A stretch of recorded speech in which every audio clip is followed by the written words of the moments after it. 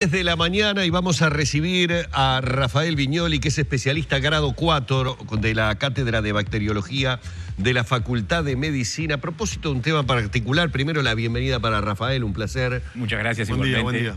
Bueno, el tema que vamos a tocar es prácticamente, es curioso lo que voy a decir, pero es un tema que se instala muchas veces en las conversaciones a nivel familiar por el terror que muchas veces nos provocan por diferentes informaciones que a veces se generan. Algunas son más parte de la mitología popular, pero otras a veces sí tienen un asidero científico con respecto al tema de esas bacterias resistentes a los antibióticos. Y esto tiene que ver con que la Organización Mundial de la Salud publicó su primera lista de patógenos prioritarios, bacterias que son resistentes a antibióticos, en las que se incluyen 12 familias de bacterias que podríamos tal vez denominar, y es lo primero que le voy a preguntar a Rafael, como las más peligrosas para la salud humana.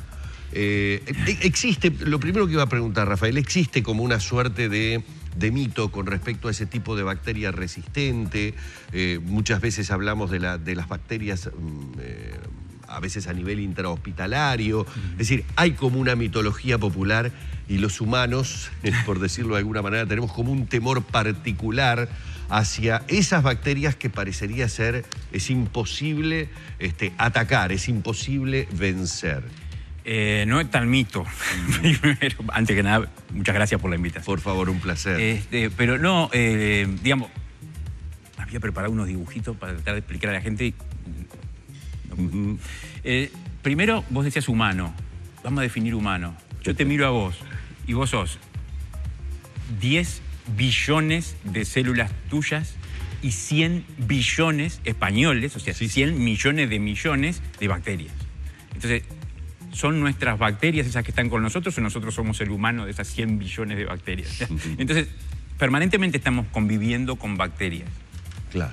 Muy bien, imaginemos entonces que somos 10 veces más bacterias en número que lo que somos en células. Supongamos que vos tenés una infección en algún lado y yo te doy un antibiótico. A tus células no te van a hacer nada, pero las que te están causando la infección, más tus 100 billones que son tus amigas, sí le van a hacer, van a cambiar. Claro. Si tenemos suerte, las que están causando la infección se van a morir. Lo que definitivamente no vamos a tener suerte es para que tus 100 billones originales sean las mismas. Ya van a ser diferentes. ¿Por qué? Porque van a empezar a ser resistentes. Cada vez que nosotros utilizamos un antibiótico, nuestra microbiota, que así se llama, todas esas bacterias que nos acompañan, van cambiando.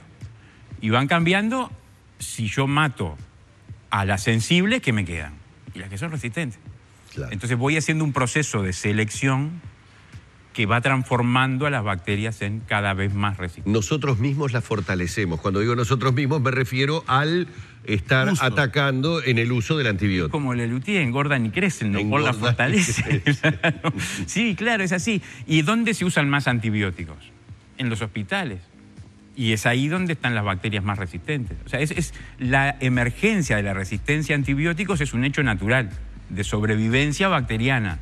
Nosotros lo que tenemos que tratar de hacer no lo podemos evitar, lo que tenemos que tratar de hacer es caminar de la mejor manera posible. ¿Y desde la cátedra qué se entiende? ¿Hay un uso excesivo de antibióticos? Pregunta difícil. Pregunta. O sea, primero, eso sí hay que desmistificarlo. Ajá, a ver qué. Los antibióticos hay que usarlos. No es que uno tenga... Porque hay muchas posiciones en esa cuestión de decir, no, los químicos me hacen mal y yo no tomo ninguna pastilla. Claro, el tema es que yo no puedo inundar el jardín para regar la planta. No, claro. Ese es el punto. Primero, primer problema, la automedicación, ¿no? Ese es un problema grave de los uruguayos, Ese es un problema grave de Latinoamérica, no solamente de los uruguayos. O sea, porque, a ver, tuve esta infección acá en el dedo. Ah, tomá tal cosa que a mí me fue bárbaro.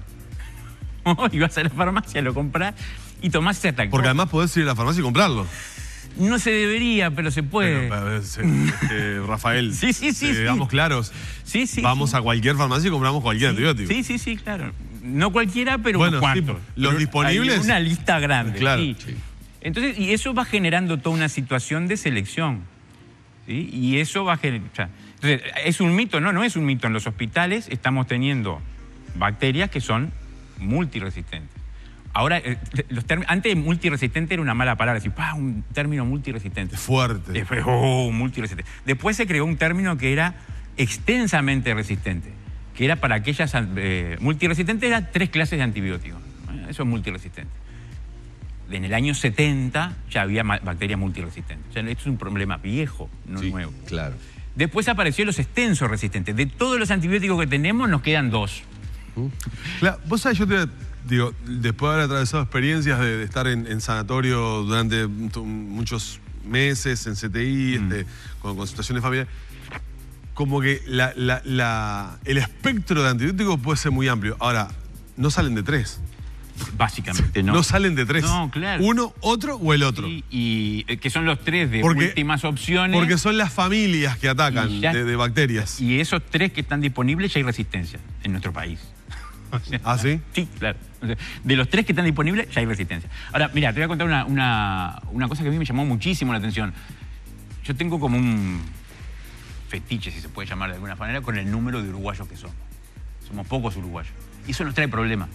Por ejemplo, tenemos un antibiótico, vamos a decir el nombre, que lo usábamos para los microorganismos multiresistentes. El X, antibiótico X, que lo reservábamos en el uso para aquellos microorganismos multiresistentes. La última carta. La última carta, exactamente. Última carta. Y teníamos los microorganismos multiresistentes que empezaron a aparecer más importantemente por allá por el 2011, los primeros casos y todo eso. Entonces, lo racional es, bueno, hagamos un uso racional de antibióticos, dejemos este antibiótico solo para los microorganismos multiresistentes cuando lo necesitemos.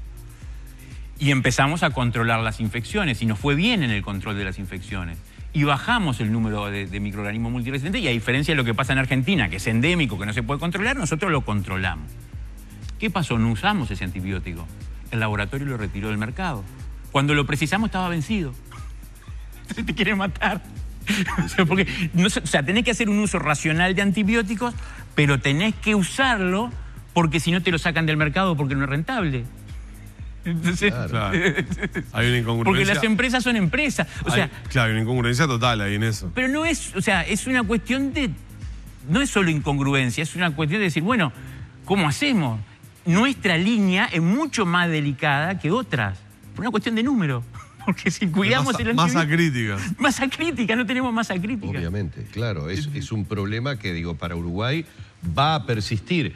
Y me quedo en lo que decías recién. En la década del 70 venimos con este problema. O sea, teníamos este problema. ¿Qué nos ha pasado en todas estas décadas? Porque ha habido avances científicos muy importantes. Y bueno, ¿en qué hemos avanzado nosotros específicamente aquí en Uruguay en ese tema? Y bueno, en el estudio, en el conocimiento, en eso seguro. O sea, estamos generando capacidad de trabajo, de investigación que antes no teníamos, ¿no? Yo entré hace 20 años al departamento y la situación era bastante distinta. O sea, hoy estamos en tiempo real de poder detectar mecanismos de resistencia que antes no los podíamos detectar. Y eso porque es bueno. Y es bueno porque si vos tenés una infección por un microorganismo multiresistente, yo rápidamente lo puedo identificar y puedo hacer las medidas de contención para que él no tenga el mismo microorganismo que está al lado tuyo. Porque es otra cosa, nuestros 100 billones de bacterias no se limitan a nuestras manos, están como alrededor, es como si fuera una burbuja nuestra que se calcula más o menos que es como 1 metro, 1,5 metros de un paciente internado, es él más todo lo que lo rodea, ¿no? Basta con decir, por ejemplo, en Chile los médicos no dan la mano. Sí. A mí me pasó de médicos que me decía, prefiero no darle la mano porque le estoy haciendo un bien. Claro, entonces, ¿por qué? Bueno, porque hay una interacción de bacterias. Parece lógico, además, ¿no? Parece lógico, antipático, pero lógico, ¿sí? Pero digo, es la concepción. Vaya uno a decirle a un acompañante de un paciente que está enfermo que si le alcanza la lapicera al que está al lado, está compartiendo bacterias del paciente que está ahí, y que probablemente el otro cuando le agradezca y le diga muchas gracias, también está compartiendo bacterias, y eso puede ser un desparramo, ¿no? O sea, hay que cambiar la cabeza. Hay mucho que tenemos que hacer nosotros en la diaria, o sea, cuidarnos nosotros en la diaria. El lavado de manos es fundamental. Sí, claro. ¿No? O sea, desde hace 50 años, 60 años se sabe que el lavado de manos es fundamental. Y bueno, ¿lo hacemos? No. No, o sea, hay que hacer campañas especiales del lavado de manos para que nos demos cuenta de repente de con qué frecuencia hacemos un montón de cosas al cabo del día y uno no va a lavarse las manos. Por ejemplo, en su trabajo no es común que... Es común que haya gente que pare para ir a fumar un cigarro, pero no para ir a lavarse las manos. Por supuesto, claro. Discúlpeme. Yo no veo que vaya a lavarse las manos. Diga la verdad. Quiero decir algo. Y ahora que me entero por lo que me está diciendo Rafael, que usted a esta distancia, ¿qué cantidad está compartiendo este ser humano? Bueno, no, la mayoría están en el tubo digestivo. Sepa, pero tenemos sepa usted que después de haber atrasado 4 meses de CTI, lo que incorporás primero es sistemáticamente lavarte las manos todo el tiempo y lo dejás incorporado a tu vida. Sí, es algo brutal. Sí. ¿En qué sirve esto particularmente, esta lista de la Organización Mundial de la Salud? O sea, como herramienta para operadores que tienen que ver con el tema. ¿Tiene alguna importancia particular? Y bueno, digamos, esos son los problemas que están. Son problemas reales que existen y que hay que enfrentarlos de alguna manera. Está claro que hay, digamos, estrategias que hay que ir tomando. Dar bien los antibióticos, dar bien es decir, dar el adecuado y dar de la manera adecuada, la dosis adecuada, el tiempo adecuado. Hacer una política de control y diseñar nuevos antibióticos. Porque, por ejemplo, para los 3 microorganismos que están en la lista, los 3 primeros, los críticos, y muchas veces no tenemos. Es lo que les decía hoy. Estaban los multiresistentes, los extensos resistentes y después están los pan resistentes. Son los que no me queda nada. No tengo nada absolutamente. Y eso hay que llevarlo al tercer mundo, o a los países en vía de desarrollo, al que sea, y decir, de la lista total de antibióticos, yo tengo este pedazo que son los que puedo comprar. Claro. No es lo mismo decir es pan resistente en Estados Unidos con todo lo disponible a decir es pan resistente en Uruguay, porque acá tengo menos. Y justamente antes de ir cerrando me interesaría esa parte que estás enfocando. ¿Cómo estamos en ese sentido? O sea, ¿cómo están las instituciones médicas de Uruguay que prestan servicio en ese sentido? Las salas de internación, los CTI en Uruguay respecto a la cantidad de bacterias presentes y la disponibilidad de soluciones a eso. Y la situación es bien heterogénea. Digamos, cada institución tiene su situación particular, que yo soy incapaz de poder decirte los números de las instituciones, o sea, cuáles son los porcentajes de resistencia, ¿no? O sea, eso cada institución debe manejarlo. En general, los antibióticos, esos 3 antibióticos disponibles que habitualmente están, ¿no? En los CTI están. Pero hay que seguir haciendo mucha campaña de concientización, porque lo que hay que tratar de hacer es no enfermarse. Claro. O sea, ¿y eso cómo se hace? Lavado de manos, vacuna. Parece un chiste que el país invierta un montón de plata en vacunas y la gente no se vaya a vacunar, ¿no? Porque si vos te enfermas menos, consumís menos antibióticos. Si consumís menos antibióticos, hace menos presión de selección. Y es un camino al menos. Entonces, pues digo, horror, bacterias multiresistentes. ¿Y qué hago yo para que ese horror no llegue, ¿no? ¿Cómo contribuyo yo? O sea, nos ganan el número las bacterias. Si nosotros no ponemos mucho empeño, nos van a ganar. Claro. No es que otro se tiene que hacer cargo del problema. Yo en lo que puedo me tengo que hacer cargo del problema.